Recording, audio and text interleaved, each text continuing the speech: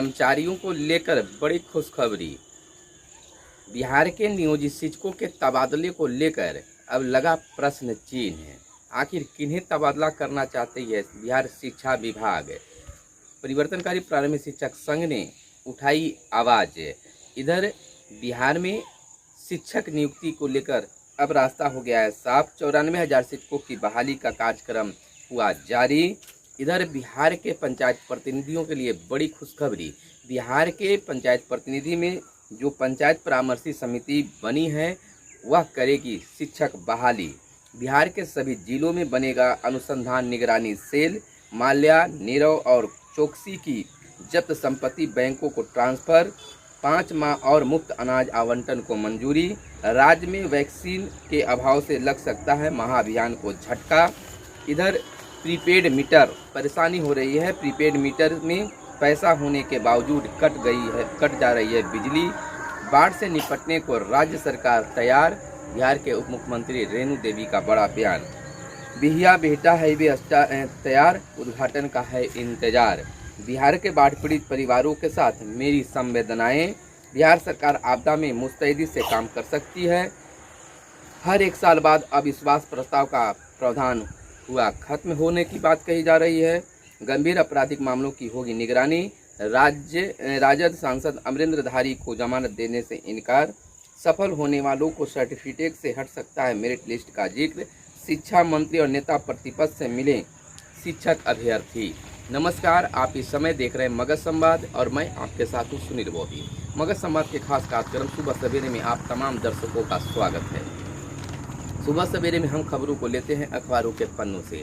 अखबारों में क्या छपा है और क्या आपको जानना जरूरी है, हम आपको खबरों को चुनकर आपके बीच लाने का काम करते हैं। वीडियो पसंद आए तो लाइक ज़रूर करेंगे और अब तक चैनल को सब्सक्राइब नहीं किए हैं तो ज़रूर सब्सक्राइब कर लें, क्योंकि आपकी सदस्यता हमारे लिए काफ़ी बेहतर होता है। सदस्यता संख्या अच्छी होने पर हमें उत्साह वर्धन होता है। तो चलिए खबरों पर शुरू करते हैं। बिहार में बाढ़ की स्थिति बनती जा रही है। कई जिले इससे प्रभावित हुए हैं। बिहार के उप मुख्यमंत्री रेणु देवी का बड़ा बयान इसको लेकर आया है। बाढ़ से निपटने को राज्य सरकार बिल्कुल तैयार है। अब कितना तैयार है अब स्थिति और परिस्थिति समय ही बताएगा कि कितना बिहार सरकार तैयार है। उप मुख्यमंत्री सह आपदा प्रबंधन मंत्री रेणु देवी ने कहा है कि बाढ़ से निपटने को राज्य सरकार तैयार है। बाढ़ प्रभावित 4 जिलों पश्चिमी चंपारण, पूर्वी चंपारण, गोपालगंज और सारण में बाढ़ के कारण 15 प्रखंडों के निचले इलाके आंशिक रूप से प्रभावित हुए हैं। हालांकि पानी कम हो जाने के कारण हालात नियंत्रित है। वह बुधवार को पटेल भवन स्थित आपदा प्रबंधन विभाग के सभागार में आयोजित प्रेस कॉन्फ्रेंस को संबोधित कर जानकारी दी है। इधर एक बड़ी परेशानी सामने आ गई है। बिहार एक रिकॉर्ड फिर से बना रही है। बिजली प्रीपेड मीटर को लेकर सबसे पहले बिहार में प्रीपेड मीटर लगाने की तैयारी हुई है। तो परेशानी क्या है? प्रीपेड मीटर में पैसा होने के बावजूद भी बिजली कट जा रही है। स्मार्ट प्रीपेड मीटर में आ रही है नेटवर्किंग की समस्या। अपार्टमेंटल के बेसमेंट या दूर दराज इलाकों में दिक्कत अधिक है। मीटर में सिम लगा होता है जो मोबाइल नेटवर्क से काम करता है। 1.5 साल में 23 लाख और स्मार्ट मीटर लगाए जाने के लक्ष्य हैं। 1 लाख से अधिक प्रीपेड स्मार्ट मीटर अब तक लग चुके हैं। खारिज करने लगे हैं उपभोक्ता प्रीपेड मीटर को। अब इस तरह से काम नहीं कर रही है, बिजली कट जा रहा है, जिससे उपभोक्ता जो है इसको खारिज कर रहे हैं। पैसे कटौती की जानकारी भी नहीं मिल रही है। अगर पैसे कितने कट रहे हैं, कैसे कट रहे हैं, तो उसकी जानकारी भी उपभोक्ताओं को नहीं मिल पा रहा है। इधर सीएम ने कबीर जयंती की शुभकामनाएं बिहार के लोगों को दिया है। ऑडिट ऑफिसर के लिए 29 तक आवेदन करने की छूट दी गई है। बिहार लोक सेवा आयोग बीपीएससी ने assistant audit officer Bihar audit service के 138 पदों की भर्ती के लिए आवेदन का एक और मौका दिया है। अब 29 जून तक आवेदन किया जा सकता है। पहले अंतिम तिथि 15 मई थी। 54 पद अनारक्षित हैं। बिहिया बिहटा हाईवे तैयार हो गया है और उद्घाटन का इंतजार है। इधर 1 साल बाद अविश्वास प्रस्ताव का प्रावधान खत्म हो। महापौर उप महापौर काउंसिलिंग ऑफ बिहार ने हर 1 साल के बाद अविश्वास प्रस्ताव के प्रावधान को खत्म करने की मांग किया है। बुधवार को सूबे के महापौर और उप महापौर की पटना में हुई बैठक में इस अधिनियम को संशोधन का प्रस्ताव पारित किया गया है। पशु क्षति रोकने को नियंत्रण कक्ष बने। बाढ़ सुखाड़ जैसी आपदा में पशुओं को नुकसान होने से बचाने के लिए जिला राज्य मुख्यालय स्तर पर नियंत्रण कक्ष बने हैं। पशु एवं मत्स्य संसाधन विभाग में 2 पालियों में नियंत्रण कक्ष ने काम करना भी शुरू कर दिया है। इधर बिहार में बाढ़ परिवारों के साथ मेरी संवेदनाएं हैं, राहुल गांधी बोले हैं। कांग्रेस नेता राहुल गांधी ने बुधवार को बिहार पर ट्वीट किया, कहा कि बिहार के बाढ़ पीड़ित परिवारों के साथ मेरी संवेदनाएं हैं। महामारी के समय ये आपदा बड़ी त्रासदी है। यानी विपक्ष के द्वारा बिहार को लेकर यह बड़ी एक ट्वीट किया गया है। बिहार सरकार आपदा में मुस्तैदी से काम करती है, संजय झा ने कहा है। आपको सही स्थिति की जानकारी नहीं है। जल संसाधन मंत्री संजय झा ने कहा है कि आपको ट्वीट। जल संसाधन मंत्री संजय झा ने कांग्रेस नेता राहुल गांधी के ट्वीट का जवाब ट्वीट से दिया है और कहा है कि आपको जानकारी शायद नहीं है। बिहार सरकार बाढ़ को लेकर मुस्तैदी से काम कर रही है और किसी को कोई दिक्कत नहीं है। राजद सांसद अमरेंद्र धारी को जमानत देने से इनकार, उर्वरक घोटाले में इनका नाम है। बारिश में आएगी कमी, गर्मी बढ़ेगी। पिछले एक पखवाड़े से झमाझम बारिश के बाद अब सूबे में बारिश का सिलसिला पहले की अपेक्षा थोड़ा कम हो जाएगा और गर्मी, उमस भरी गर्मी बढ़ जाएगी। गंभीर अपराधी मामलों की होगी निगरानी। जितेंद्र कुमार एडीजी मुख्यालय का कहना है कि गुणवत्तापूर्ण अनुसंधान सरकार और पुलिस की प्राथमिकता है। मुख्यालय स्तर पर इसके लिए सेल के गठन को मंजूरी मिल गई है। जिला स्तर पर भी अनुसंधान की निगरानी के लिए सेल बनाने की कवायद चल रही है। इधर शिक्षा मंत्री और नेता प्रतिपक्ष से मिले अभ्यर्थी। सफल अभ्यर्थियों को मेधा सूची से बाहर किए जाने पर इको पार्क इलाके में किया हंगामा। शिक्षा मंत्री विजय कुमार चौधरी ने दिया आश्वासन, अभ्यर्थियों के साथ होगा न्याय। जाप ने आंदोलन की चेतावनी भी दी है कि अगर इसमें सुधार नहीं किया गया तो जाप के द्वारा पूरे बिहार में आंदोलन किया जाएगा। एसटीईटी में मेधा सूची से बाहर रहने वाले सफल अभ्यर्थियों ने बुधवार को हंगामा किया। शिक्षा मंत्री विजय कुमार चौधरी के आवास का घेराव करने पहुंच गए। इको पार्क इलाके में पुलिस और अभ्यर्थियों के बीच हल्की नोकझोंक भी हुई। बाद में सचिवालय थानाध्यक्ष ने 5 अभ्यर्थियों की शिक्षा मंत्री से मुलाकात कराई। मंत्री ने आश्वासन दिया कि सफल छात्रों के साथ न्याय होगा, जल्द कुछ किया जाएगा। शिक्षा विभाग के अपर मुख्य सचिव संजय कुमार ने भी अभ्यर्थियों की बातचीत हुई। उन्होंने भी बनाई गई कमेटी की रिपोर्ट आते ही जल्द फैसला लेने की बातें कही है। यानी कि न्याय के लिए आश्वासन मिला है। अब क्या न्याय हो पाता है या फिर उनको सब्र ही रखना पड़ता है। 26 को खेती बचाओ लोकतंत्र बचाओ दिवस मनाया जाएगा। बिहार राज्य किसान सभा के महासचिव अशोक प्रसाद सिंह ने कहा है कि 26 जून को खेती बचाओ लोकतंत्र बचाओ दिवस का पूरे जोश से आयोजन किया जाएगा। इधर प्रकोष्ठ ने लोकसभा प्रभारियों की सूची जारी की।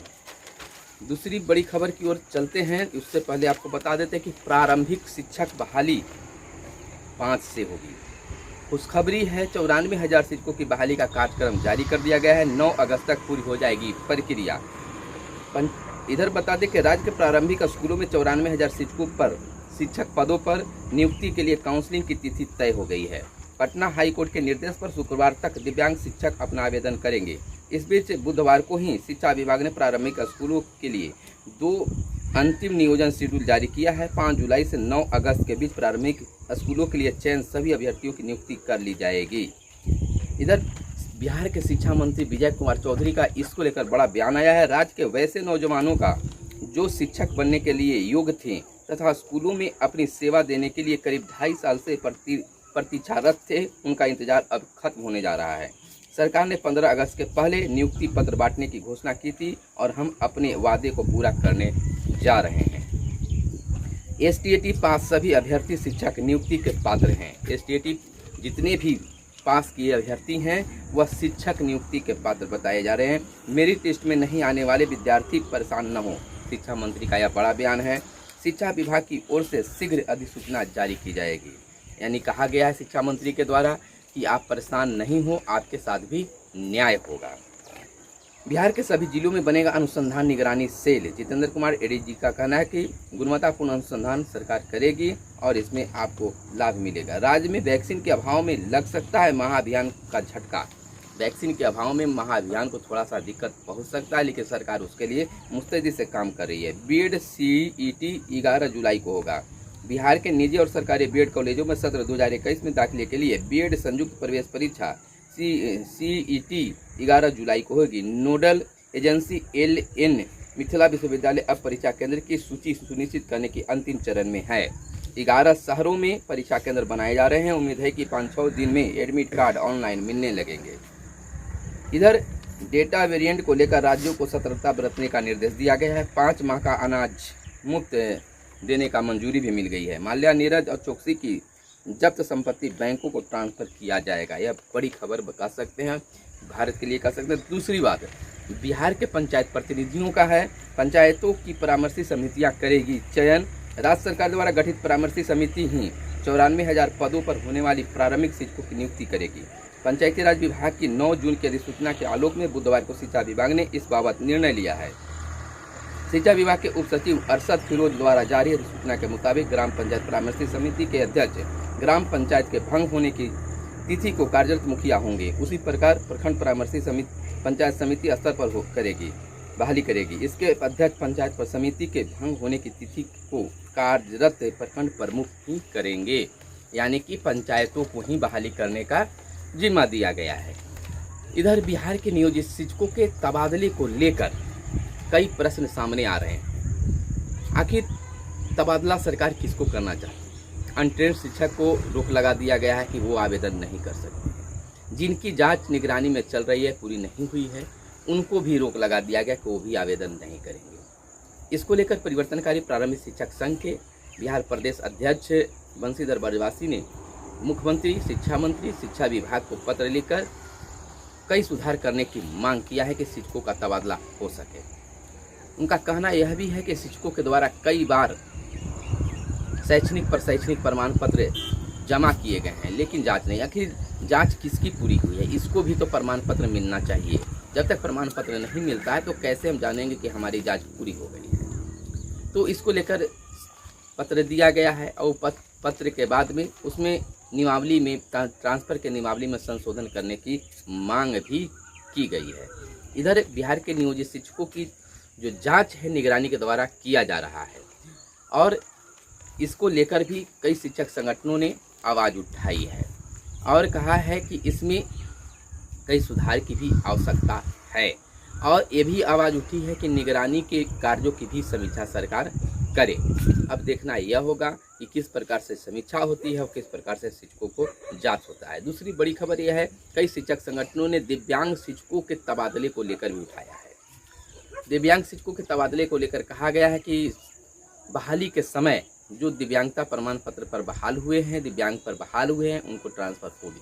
जो बाद में दिव्यांग हुए हैं या दिव्यांग हैं वो सामान्य रूप से बहाल हुए हैं तो उनकी ट्रांसफ़र नहीं होगी। इसमें सुधार करने की भी मांग सरकार से, शिक्षा विभाग से, शिक्षा मंत्री से कई शिक्षक संगठनों ने और शिक्षकों ने भी किया है। इधर बिहार के अगर कर्मचारियों की बात कर लें और बिहार के ही नहीं बल्कि केंद्रीय कर्मचारियों पर बात कर लें तो कई बड़ी खबरें निकलकर सामने आ रही है।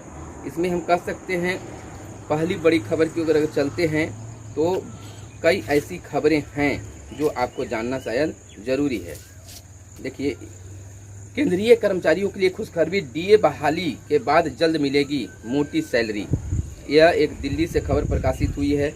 1 जुलाई से महंगाई भत्ता और महंगाई राहत बढ़ने का इंतजार कर रहे केंद्र सरकार के 48 लाख कर्मचारियों और 60 लाख पेंशनधारियों के लिए अच्छी खबर है। उनके इंतजार की घड़ियां अब खत्म होने जा रही है। सूत्रों के मुताबिक वित्त मंत्रालय ने इस मामले में फाइनल निर्णय ले लिया है। केंद्रीय कर्मचारियों का प्रतिनिधित्व करने वाली JCM की नेशनल काउंसिलिंग 26 जून को एक मीटिंग करने वाली है, यानी डीए मिलने की उम्मीद बताई जा रही है। इधर और बात कर लें तो अलग संवर्ग की मांग को लेकर TAT शिक्षकों का कैंपेन जारी है। ट्वीट किया जा रहा है कि जिला संवर्ग में जो है TAT को शामिल किया जाए, यानी कि जो शिक्षा मित्र से बहाल हुए हैं उनसे हमें अलग कर दिया जाए। शिक्षा विभाग के पैनल में 59 अधिवक्ता, शिक्षकों ने उठाए हैं कई सवाल। शिक्षकों ने सवाल उठाया है कि उनके द्वारा जमा किए गए फोल्डर कहाँ गए हैं। शिक्षक कई बार फोल्डर फाइल बनाकर जमा किए हैं, आखिर उनका फोल्डर फाइल कहाँ की बिगा हुआ है, कहाँ चले गए, इसकी भी सरकार जांच करे और दोषी पदाधिकारियों कर्मचारियों पर भी कार्रवाई करे। तो यह इनके द्वारा जो किया गया मांग है, कह सकते हैं कि बेहतर है। मध्य प्रदेश में डेल्टा प्लस वेरिएंट से पहली मौत हुई है।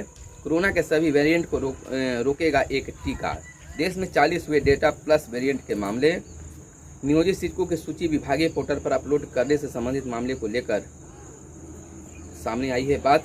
इधर राजद ने भी निगरानी द्वारा शिक्षकों की जांच कराए जाने की बात को एक ड्रामा मात्र बताया है। कहा है कि सरकार शिक्षकों को डराने, धमकाने और परेशान करने की साजिश रच रही है। 35 शिक्षकों के दस्तावेज जमा करने के निर्देश। 35 शिक्षकों को दस्तावेज जमा करने का निर्देश महुआ कोर्ट से यह खबर आई है। बच्चों के लिए कोवैक्सीन के इस्तेमाल की मंजूरी सितंबर तक मिलने की उम्मीद है। नियोजन समितियों की अध्यक्षता करेंगे परामर्श समिति। इस पर हमने आपको खबर विशेष रूप से बता दिया है। 30,000 सेकेंडरी +2 शिक्षकों की बहाली का शेड्यूल भी जल्द होगी जारी। नीतीश एम्स में आज होंगे भर्ती। गुरुवार को कराएंगे आंख का इलाज। इधर शिक्षक पदों के लिए काउंसिलिंग 5 से 15 अगस्त के बीच होगी और 15 अगस्त से पहले नियुक्ति पत्र भी दिया जाए। 1 से अधिक प्रयास पर दावेदारी की जाएगी। 2019 में जारी हुई थी अधिसूचना। जहां दिव्यांग अभ्यर्थियों के आवेदन आए वहां 9 अगस्त को काउंसलिंग होगी। तो इस तरह की कई कक्षा 1 से दाखिले के निकली गई लॉटरी।